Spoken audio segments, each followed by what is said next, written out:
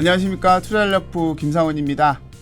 신한금융투자 아카데미, 오늘 시간에는 통화정책에 대해서 한번 알아볼까 합니다. 우리가 지난 4번 정도의 시간 동안 대치투자 관련된 기초 내용들을 한번 알아봤어요.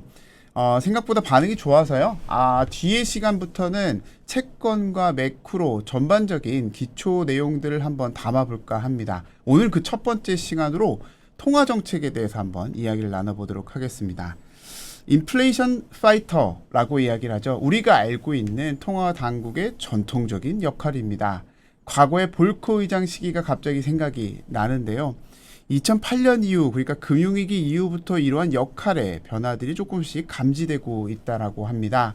그 부분에 대해서 저희 이제 채권 전략팀장이신 안재균 팀장과 한번 이야기를 나눠보도록 하겠습니다. 안녕하세요, 팀장님. 안녕하세요. 네, 요즘 정신이 없으실 것 같아요. 네. 채권금리뿐만 아니라 통화정책의 다양한 이야기들이 계속 바뀌고 있는데요. 오늘은 2008년 이후의 통화정책의 역할, 그 변화들에 대해서 인사이트를 좀 주신다고 해서 모셔봤습니다. 네, 사실 그 전통적인 연준의 이제 이미지라고 하면은 볼커 의장이 만들었었던 인플레이션 파이터의 이미지가 굉장히 강합니다. 그리고 그것을 굳이 부정하고 싶지는 않습니다. 지금도 인플레이션 파이터의 역할을 해주고 있고요. 다만 근데 버냉키 의장 때 이제 만들어졌었던 이미지가 또 하나가 있어요. 그것이 이제 디플레이션 파이터라고 하는 부분인데 그 부분이 결국에는 금융위기를 거치면서 연준이 얻었었던 교훈을 통해서 통화정책의 패러다임을 좀 바꿨고 거기에 대한 변화는 결국에는 금융시장으로 많이 이동을 해 있다라는 것을 우리가 확인을 할 수가 있습니다. 과거에 연준은 물가와 실업률을 바탕으로 해서 이른바 필립스 커브였죠. 이거를 바탕으로 해서 통화정책을 운영을 했습니다. 우리가 잘 아는 테일러 준칙이라고 하는 부분은 이러한 물가와 그리고 성장에 대해서 준칙을 활용을 하자는데 물가에 특히나 방점을 찍혔었던 요소입니다. 그것을 통용이 될 수밖에 없었던 게 필립스 커브가 주는 함의가 이제 실업률하고 물가의 상충 관계인데 실업률을 하락을 시키면은 물가가 올라간다. 대표적으로 우리가 알고 있죠. 그렇죠. 이것이 있었기 때문에 사실 물가 안정을 위해서는 고용시장을 포기를 해야 했었고 반대로 고용이 위축이 됐을 때 그것이 결국에는 침체였을 텐데 침체에서 벗어나려면은 물가를 높아지는 것을 조금 포기해야 되는 부분들이 좀 있었습니다. 다만 근데 2008년도 금융위기는 이 모든 것을 좀 많이 바꿔놓은 것 같아요. 물가는 디플레이션 우려로 빠지게 되었었고 실업률은 급등을 하면서 대공황 이후에 가장 큰 이제 침체를 맞이하게 되는데 거기에서 이제 연준이 내놓은 해법은 비전통적인 수단 대규모 자산 매입을 통해서 금융시장을 안정을 시키고 거기에 더불어서 이제 경기 침체를 벗어나고자 하는 모습들이 감지를 하게 됩니다. 그 상황에서 이제 실업률을 하락을 하게 되는데 물가가 생각보다 안 오르는 거예요. 우리가 이제 2010년대 이후는 뉴노멀이라고 하는 저성장 저물가 시대라고 하는데 사실 저성장보다는 저물가가 조금 더 맞는 것 같아요. 그렇죠. 대규모로 돈을 풀었는데 물가가 올라가지 않는다. 근데 경기는 좋다. 여기에서 이제 연준이 깨닫게 되는 겁니다. 전통적인 이제 필립스 커브의 영향력이 감소가 되는구나. 그랬을 때는 결국에는 실업률을 낮추기 위한 쪽으로 우리가 조금 더 해석을 해야 될 거고 그걸 위해서는 성장률을 높여야 되겠다. 이른바 오쿤의 법칙이 이제 통화정책의 지배적인 법칙으로 작용을 하게 됩니다. GDP 갭이라고 하면은 결국에는 잠재 성장률에서 실제 성장률을 뺀 거일 거예요. 그것이 이제 올라간다라고 하게 되면은 이제 실제 성장률이 잠재 성장률보다 조금 더 높은 상황이 되는 건데 그것이 이제 실업률을 낮춰준다라는 거죠. 그렇기 때문에 성장세를 높이면 고용시장을 안정을 시킬 수 있고 물가는 예전보다 올라가지 않는구나. 거기에서 이제 착안을 한 게 그러면 성장률을 높이기 위한 방법은 무엇이 있을까?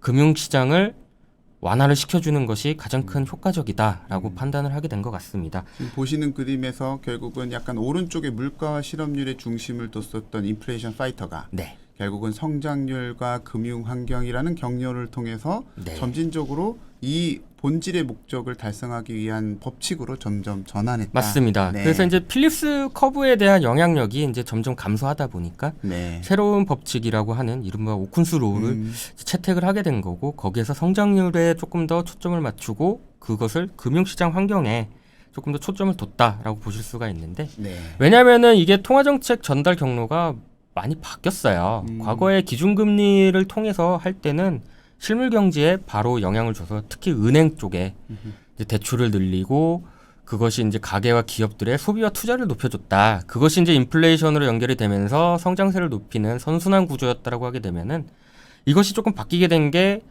금융위기 이후에는 바로 제로금리로 가게 됩니다. 그렇기 그렇죠. 때문에 이제 기준금리의 영향력이 줄어든 상태에서 결국에는 거시금융 안정을 어떻게 이제 할 것이냐 하게 됐을 때 이제 내놓은 게 자산 매입인데 그것이 주는 금융시장 안정 효과가 굉장히 탁월했다라는 거죠.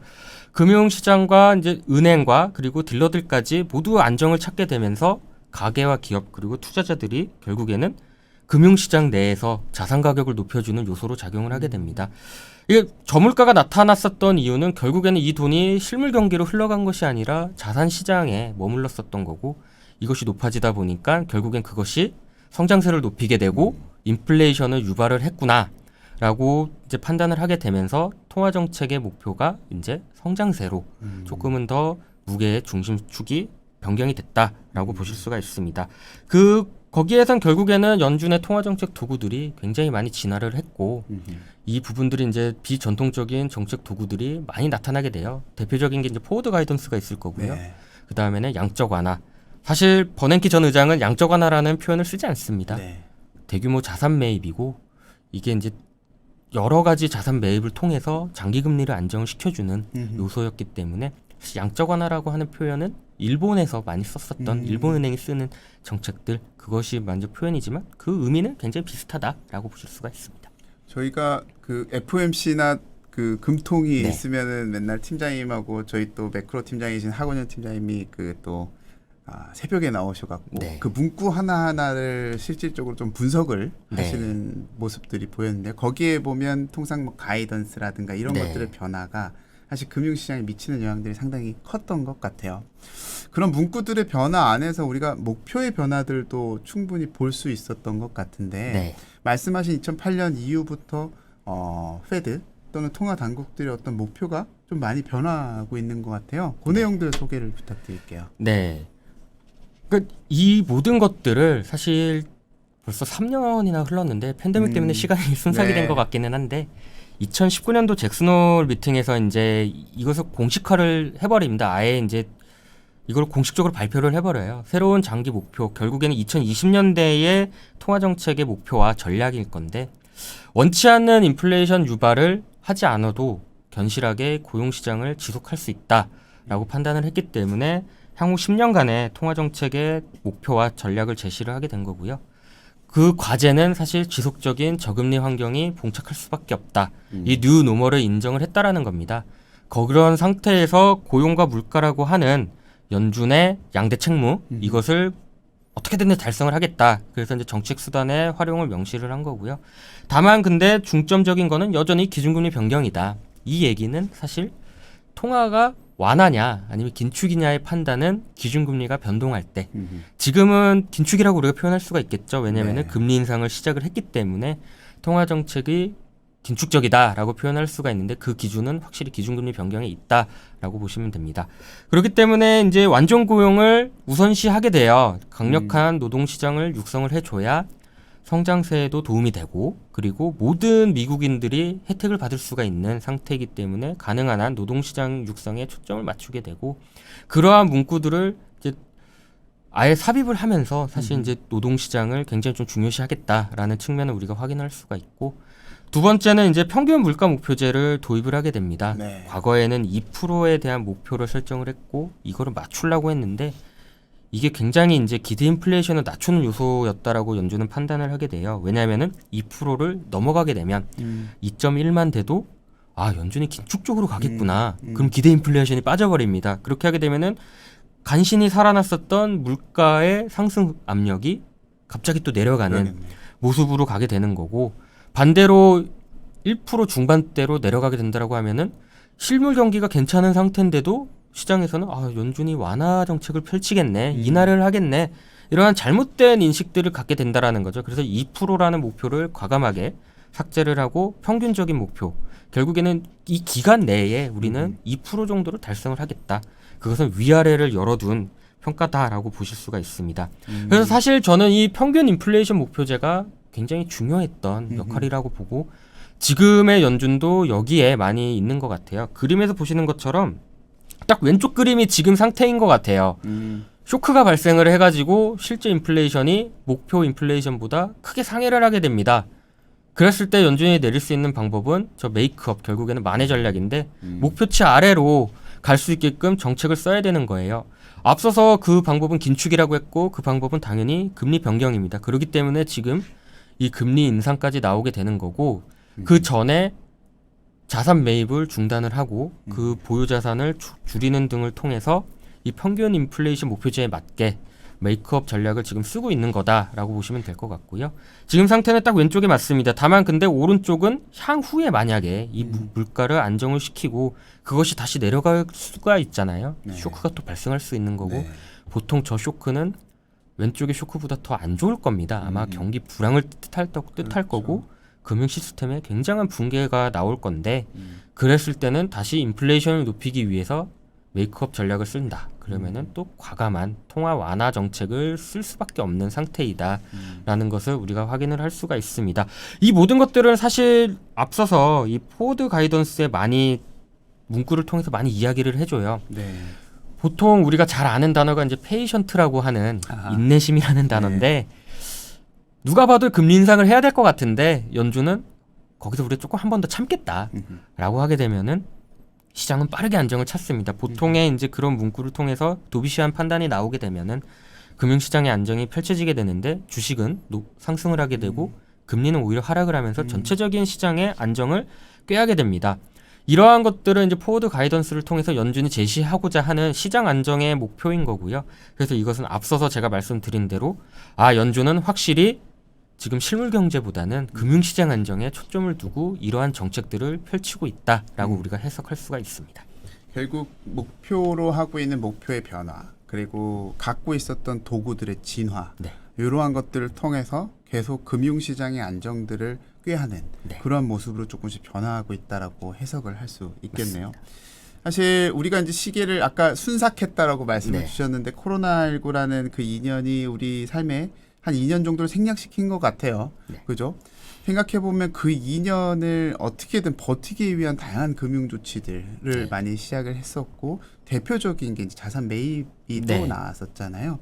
그 매입에 대해서도 이제 목적으로 추가시킨 다음에 계속해서 2008년 그리고 2020년 진행을 했던 것 같은데 그 내용들 간단히 소개를 부탁드릴게요. 네, 그 팬데믹 이후에 이제 연준의 통화 정책에서 가장 중요한 부분은 이 자산 매입이라고 하는 정책이 불과 몇 년 전까지만 하더라도 비전통적이라는 표현으로 우리가 표현을 했었어요.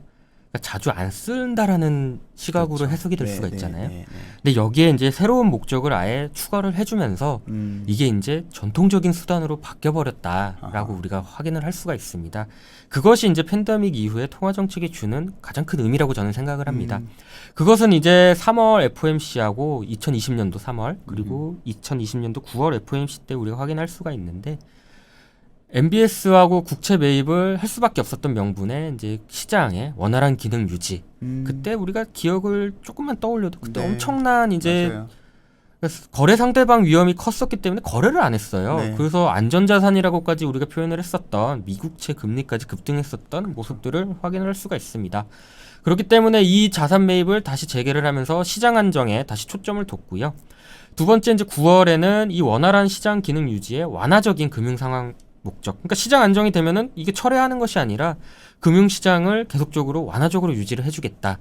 결국에는 금융 시장을 최우선적으로 펼친다라고 했는데 거기에 이제 불안정이 생기게 되면은 연준은 언제든지 자산 매입 정책을 쓸 수 있는 이 명분을 아예 확보를 해버린 겁니다. 그렇기 때문에 이 자산 매입 정책은 이제 더 이상 비전통적인 수단이 아니라 언제든지 이제 위기가 펼쳐졌을 때 연준이 고려할 수 있는 이 정책 수단이라고 보시면 될 것 같고 사실 연준은 과거 때부터 계속적으로 위기를 겪어왔을 때마다 진화를 해왔어요.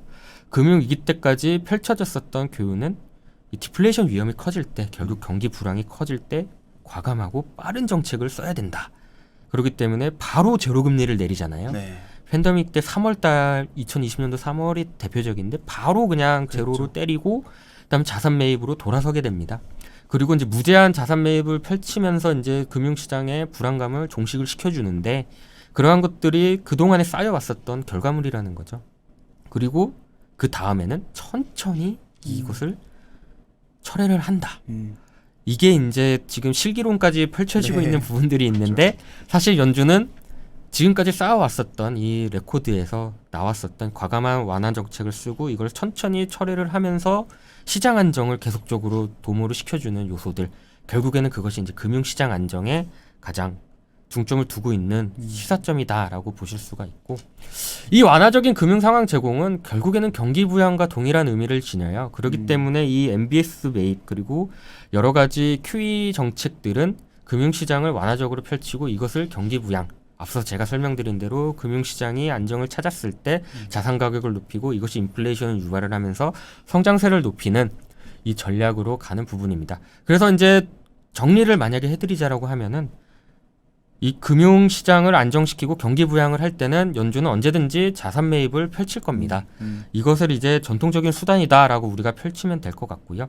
근데 이제 통화 긴축으로 돌아선다라고 하게 되면은 먼저 자산 매입을 종료를 하고 그다음에 금리 인상에 대한 시점을 펼치게 될 겁니다.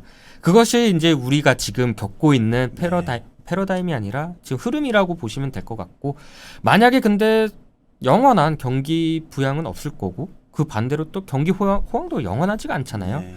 다시 또 이 사이클이 내려가서 경기에 대한 부담감이 높아지고 침체로 빠지게 된다라고 하게 되면은 기준금리 인상을 멈추면서 긴축을 종료하게 될 거고, 그런데도 시장 상황이 나쁘다라고 하게 되면은 다시 이 자산 매입으로 갈 수 있는 환경들이 펼쳐질 수 있다. 우리는 그것을 좀 봐야 된다라고 정리를 할 수 있을 것 같습니다. 결국은 이제 통화 당국이 갖고 있었던 무기에 네. 소위 비전통적 액션이라고 이야기했던 자산 네. 매입이 이제는 전통적으로 그렇죠. 네. 바뀌었다. 도구는 이쪽으로 진화했다라고 맞습니다. 해석을 할 수 수 있겠네요. 사실 방금 보여주셨던 그 그래프 보면 이제 QE, 뭐 MBS 매입 정도가 들어가 있는데 이제 6월달부터 QT에 대한 이야기들이 계속 네. 시행이 될 것이고, 그러면 이제는 뭐 우리가 이야기를 최근으로 시계를 돌려보면 이제 통화 당국은 어떤 통화 정책을 하게 될 것인가에 대한 네. 궁금증이 좀 생기는데요. 어떻게 보고 계십니까?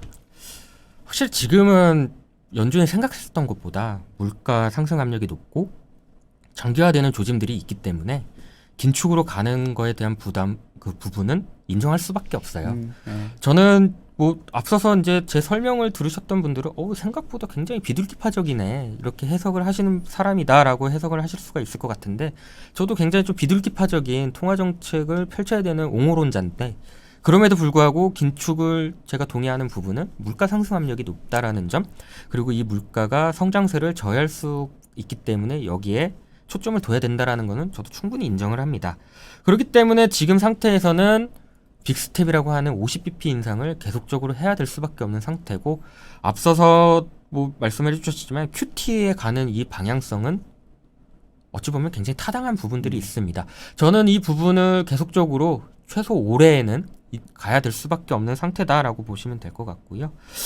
지금 이제 이 실질금리라고 하는 부분, 이게 이제 금융시장에 굉장히 영향을 주는 부분인데, 실질금리가 마이너스에 있을 때 금융시장이 완화적으로 바뀌고 그것이 이제 자산 가격을 높이면서 성장세를 높이는 연준이 가장 그려지는, 그래서 통화 완화 정책을 펼치게 되는데, 보통 통화 완화 때는 실질금리가 마이너스에 가요.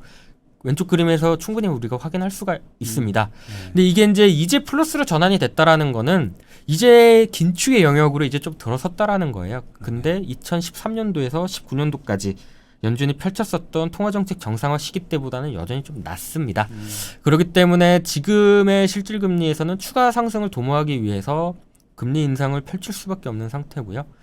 그리고 기대 인플레이션이 굉장히 높습니다. 제가 2%를 기준점으로 해서 그것을 조금 그려봤는데, 네, 오른쪽 차트죠. 지금 굉장히 높죠. 거의 네. 3%. 물론 뭐 2009년도, 13년도 이때보다는 좀 낮은 수준이기는 한데 과거보다, 그리고 네. 2017년도, 19년도 때보다 높았었던 흐름들이 관찰이 됩니다.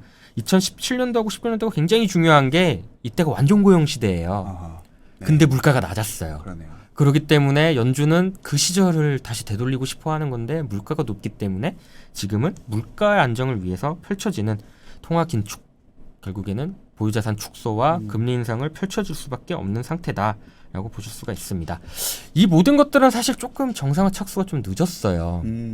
그것은 이제 시중 유동성이 굉장히 많다라고 표현할 수가 있는 게, 영래포 이용 규모가 많은 건데 이 영래포라고 하는 거는 연준이 갖고 있는 채권을 이제 빌려주면서 시중 유동성을 이제 갖고 오는 건데 네. 금융기관들이 갖고 있는 유동성을 맡길 데가 없으니까 음. 연준이 갖고 있는 채권으로 바꾸는 거거든요. 네. 근데 이게 그렇게 많다라는 거는 그만큼 금융시장이 갖고 있는 유동성이 많다라는 네. 거고 이게 원래는 보통은 시장이 정상적인 상황이면 MMF 시장으로 가야 되는데 투자할 데가 없고 너무 그렇죠. 투자 수익률이 낮다 보니까 그래도 연준에게 맡기면은 조금 더 낫다라는 시각이 있기 때문에 이게 이제 많이 간 건데 1조 달러가 넘어간 지 벌써 오래됐습니다. 지금 2조 달러에 네, 가깝다라는 2조 거고 달러까지는. 이거는 그렇게까지 자산 매입을 연장할 필요가 없었는데 이것을 조금 긴축으로 전환하는 부분이 조금 늦었다라고 표현할 수가 있고 금리 인상 부분도 지금 많이 늦어 있는 부분을 오른쪽 그림에서 보실 수가 있습니다.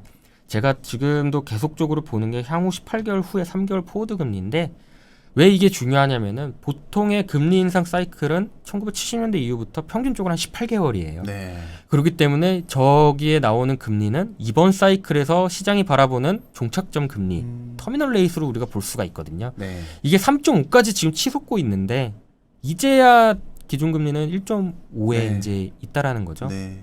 굉장히 좀 늦어 있는 그러네요. 상태에 있다. 그렇기 때문에 가속화를 통해서 계속적으로 통화 긴축을 할 수밖에 없는 상태다라고 보시면 될 것 같습니다.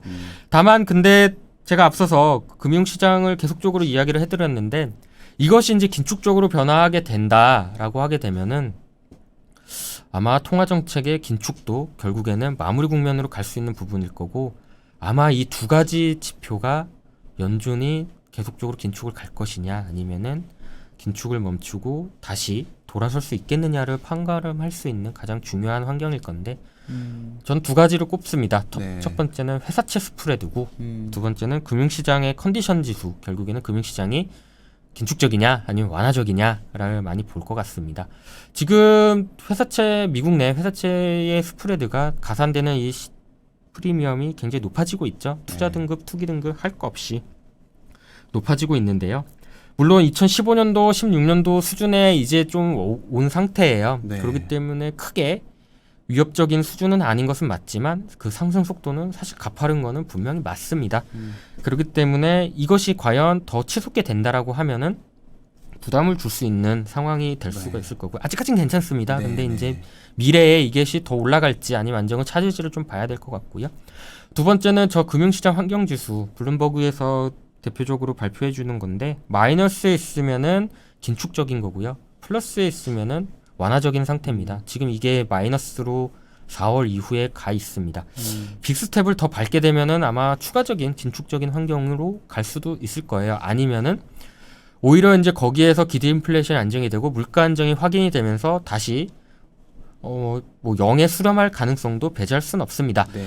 근데 이제 이것이 어떻게 흘러갈지에 조금 더 봐야 되겠죠. 그 그림에서 보시는 것처럼 마이너스 상태가 굉장히 커지게 되면은 특히 저 2012년도 때 네. 마이너스를 딱 네. 찍을 때가 음. QE3를 할 때입니다. 아하.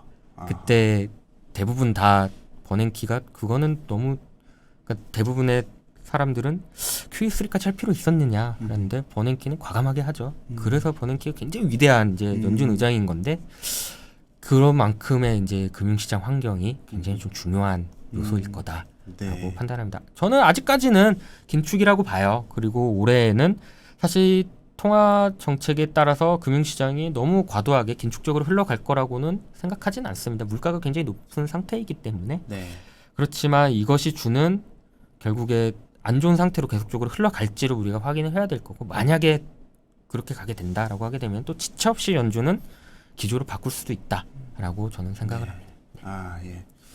오늘 그 2008년 이후부터 이제 페드 중심으로 그러니까 네. 통화 당국이 어떤 목적들, 도구들을 활용했었는지 네. 그리고 시장이 어떻게 대응했는지를 좀 말씀 주셨고 그 도구들의 진화들까지도 좀 이야기해 주셨습니다. 뿐만 아니라 마지막에는 지금의 상황들을 어떻게 바라보고 네. 계신지 아무래도 바야흐로 긴축 시대인 것 같아요. 그죠? 네. 근데 이제 액션 자체가 좀 늦어지고 있었던 것들을 이제 조금 네. 발빠르게 대응을 하고 있는 것 같다라는 말씀 좀 주셨고 다만 궁극에는 어떻게 되더라도 다른 도구들 충분히 갖고 있기 때문에 또 그런 도구들을 활용할 수도 있다라는 네. 이야기를 주셨고 봐야 하는 또 지표 두 가지 회사채 스프레드라든가 아니면 금융환경지수에 대해서도 언급을 주셨습니다. 네. 다음에도 관련돼서 약간 기초적인 내용들이 필요하면 한 번 더 나와주셔서 얘기를 네. 해주셨으면 좋겠습니다. 요새 또 버냉키 의장이 또 뉴스에 나오는데 네, 그렇죠. 그 또 역사 통화정책 역사에 대해서 또 책을 썼더라고요. 아하, 그 굉장히 재밌을 것 같아요. 네. 저도 그거를 좀 읽어볼 생각인데 네, 그런 것들을 또 읽어보면은 아마 또 자연스럽게 연준의 과거 역사에 대해서 또 관심도가 높아질 것 같습니다. 네, 그 네. 부분으로 한번 또 찾아볼 수 있으면 참 좋을 것 같습니다. 네, 그러면 읽어보시고 또 한번 출연해 주시면 감사하겠습니다. 네, 오늘 투자 아카데미는 여기까지입니다. 통화 당국에 대한 이야기를 좀 들어봤고요. 다음 시간에는 또 채권이나 매크로 관련된 기초 지식들을 담아서 최근의 이야기를 같이 풀어보는 시간 한번 담아보도록 하겠습니다. 시청해 주셔서 감사합니다.